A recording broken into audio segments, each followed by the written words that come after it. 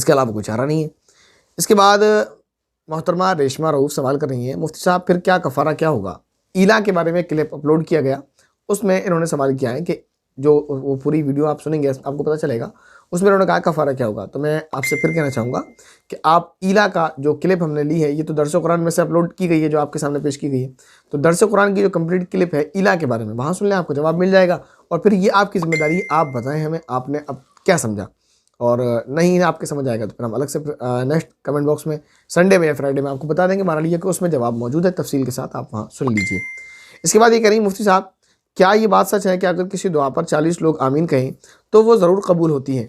मैंने ऐसा सुना है, जवाब की मुंतज़िर।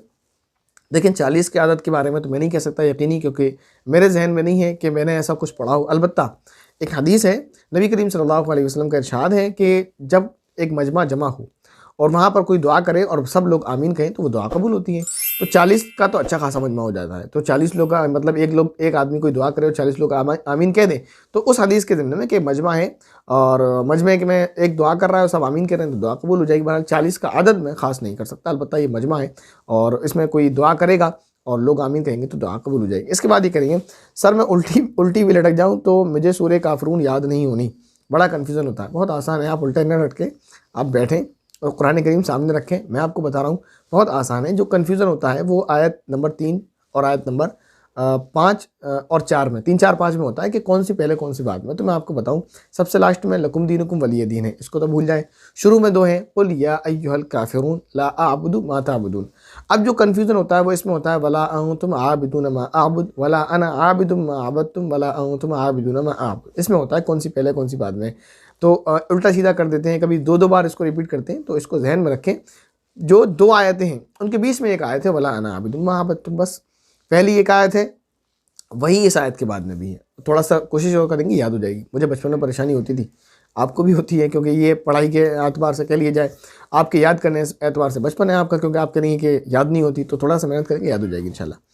इसके बाद सवाल है मोहम्मद शाहिद जमान साहब का। सवाल करें, अस्सलाम वालेकुम मुफ्ती साहब। वालेकुम अस्सलाम व रहमतुल्लाहि व बरकातुहू। सवाल ये है, क्या नबी करीम सल्लल्लाहु अलैहि वसल्लम को गैब इल्म था? गैब नहीं, इल्म गैब होता है, गैब इल्म नहीं। या तो गैबी इल्म लिखते आप या फिर इल्म गैब। क्या ये अकीदा रखना कैसा है, बताएं। अच्छा, पहले सवाल क्लियर कर दें। देखिए, पहले इस तरह के सवाल का कोई फ़ायदा नहीं है। काफ़ी टाइम से इस तरह के सवाल हो रहे हैं, जवाब दिए जा रहे हैं, इख्तलाफ फैलता है इन सवालों से। तो वो सवाल जो आपके फ़िक़ही मसाइल हों, आपकी ज़रूरियात हों, उनके सवाल करें। इनसे फ़ायदा क्या? अच्छा, मान लेते हैं अगर नबी करीम सल्लल्लाहु अलैहि वसल्लम का इल्म गैब था, तो इससे हमें क्या फ़ायदा? नहीं था तो हमारा क्या नुकसान है? बहरहाल, तो ऐसे सवाल जिससे उम्मत में इंतशार हो, क्योंकि एक जमात का कहना यह है कि इल्म गैब था और एक जमात का कहना ये इल्म गैब नहीं था, फिर इन चीज़ों को उठाना, उम्मत में तफरीक पैदा करना ये अच्छी चीज़ नहीं है। तो ऐसे काम नहीं करना चाहिए, इससे उम्मत में तफरीक हो। मैं नहीं कह रहा कि आप ऐसे काम कर रहे हैं, लेकिन जो लोग इस तरह के सवाल उठाते हैं, कोई अगर ये अकीदा रखता है कि नबी करीम सल्लल्लाहु अलैहि वसल्लम को इल्म गैब था, तो उसको दलाल के साथ समझाया जाएगा। अगर वो मान लेता है तो ठीक है, अगर नहीं मानता है तो उससे लड़ाई झगड़ा या फ़िरक़ाबाज़ी करना ये अच्छी बात नहीं है, ऐसा नहीं करना चाहिए। बहरहाल ये कि तमाम उम्मत का मुत्तफ़िक़ा अक़ीदा है कि नबी करीम सल्लल्लाहु अलैहि वसल्लम को इल्म गैब नहीं था, यानी आप आलिमुल गैब नहीं थे। हाँ, बहुत सारी, बल्कि बहुत ज़्यादा, बल्कि तमाम अंबिया से ज़्यादा अल्लाह ताला ने नबी करीम सल्लल्लाहु अलैहि वसल्लम को जो है इल्म दिया था, जितना आपको आपकी शान के मुवाफ़िक़ हुआ, जितना अल्लाह ताला ने अपनी शान के और नबी करीम सल्लल्लाहु अलैहि वसल्लम की शान के मुवाफ़िक़ समझा, आपको इल्म दिया गया। जो दुनिया में क्या हो रहा है वो तमाम बातों का, बहुत सारी बातों का, लेकिन उसको इल्म गैब इसलिए नहीं कह सकते। देखें, आप एक चीज़ समझें, इल्म गैब की जो तारीफ़ है वो ये है कि वो इल्म जो है गैबी हो, यानी वो किसी का दिया गया ना हो, किसी का सिखाया हुआ ना हो। ये इल्म तो अल्लाह ताला ने नबी करीम सल्लल्लाहु अलैहि वसल्लम को सिखाया है। इसी को बाद हज़रात ये कह देते हैं कि साहब जो है ज़ाती इल्म गैब नहीं था, बल्कि वो क्या कहते हैं, वो क्या इस्तिलाह है उनकी, कि अताई इल्म गैब था। ये इस्तिलाह अताई था। तो अताई क्या चीज़ होती है? अताई तो कोई चीज़ नहीं होती। अल्लाह ताला ने नबी करीम सल्लल्लाहु अलैहि वसल्लम को इल्म दिया है, वो इल्म है, आपको बहुत सारा इल्म है, तो इससे कोई फ़ायदा नहीं। बहुत सारी आयत हैं, जैसे एक आयत है वइंदहु मफ़ातिहुल गैबि ला यअलमुहा इल्ला हु, कि अल्लाह ताला ही के पास गैब की कुंजियाँ हैं जिसको अल्लाह के अलावा कोई नहीं जानता। ऐसी ही एक आयत है, नबी करीम सल्लल्लाहु अलैहि वसल्लम इरशाद फरमाते हैं, कुल मा अदरी मा युफ़अल, कुरान करीम के अंदर आयत है, मैं कह रहा हूँ नबी अल्लाह के नबी इरशाद फरमाते हैं, सॉरी ये कुरान करीम की आयत है, हदीस नहीं बल्कि आयत है।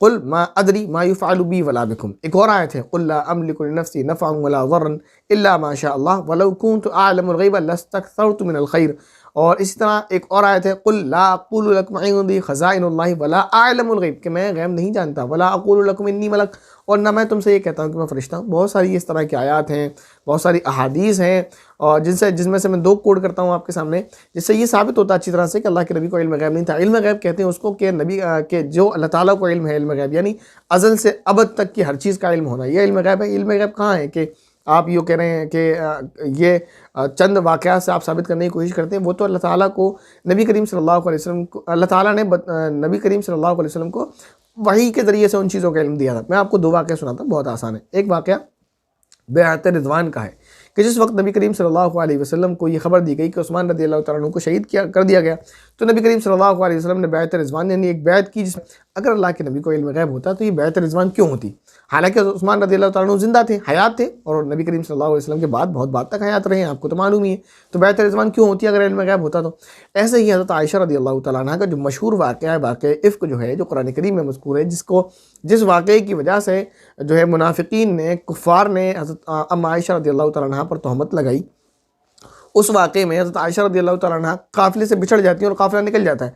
अगर अल्लाह के नबी को इल्म गैब था तो ये अल्लाह के नबी पर इल्ज़ाम है कि आप अपनी ज़ौजा मुतहरा को छोड़कर चले गए, ये इल्ज़ाम नहीं है। अगर इल्म गैब कहेंगे, भाई इल्म गैब था मान लेते हैं, तो क्या मतलब अल्लाह के नबी को मालूम था कि हज़रत आयशा पीछे रह गई और हम काफ़िला आगे जा रहा है, तो ये अल्लाह के नबी पर इल्ज़ाम नहीं है। तो ये 2 वाक़यात मैंने आपके सामने पेश कर दिए। बहरहाल मेरी आपसे बात अब दरख्वास्त है आप सभी से कि जिसको जो मानना है वो माने, उम्मत में इत्तेहाद पैदा करें, तफ़रक़ेबाज़ी ना करें। वैसे ही बहुत सारी चीज़ें, लेकिन दलाल के तौर पर थोड़ी सी बात मैंने आपके सामने पेश कर दी।